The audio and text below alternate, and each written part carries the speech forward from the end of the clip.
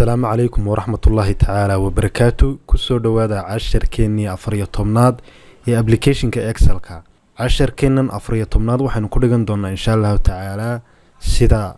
إكسل كا باكرون لوغو سميو أما باكرون لو سو غليو ورقادن عاد أينا كودغان دونا إن شاء الله تعالى marka waxaanu sameyn doonaa hadii alla ka dhigo insha Allah inaynu ka soo qaadinayno joogno marka hore home-ka kadib waxaan tagaynaa meesha ay ku qoran tahay page layout ay ku qoran tahay isla markaana waxaanu ku dhufan doonaa background kadib halkan waxaanu ugu kala dooransiinayaa ma internet-ka ka soo qaadanaysa mise offline oo computer-ka ku jira kadib waxaan leenahay computer-ka ayuu noogu jiraa haddii aad internet ka soo qaadanaysana wax weey waad ka soo qaadan kartaa laakiin waxa ka haboon inaad marka hore soo diyaarsato oo computer-kaaga gudihiisa aad soo geliso sawirkan ayaan rabaa inaan background ka dhigo saasan u dooran kadib insert baan leeyahay isla markaana waxaad u jeedaa iminka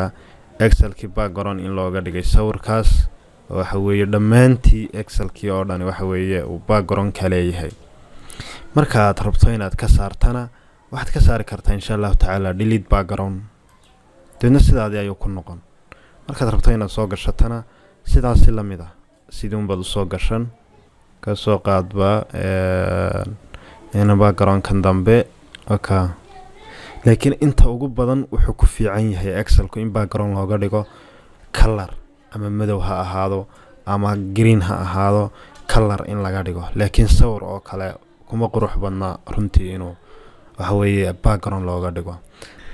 marka qaabkaas ayaa background-ka loo soo gelinayaa Excel-kaaga adiguna saaraysaa. Wassalaamu calaykum waraxmatullaahi tacaala wabarakaatuh.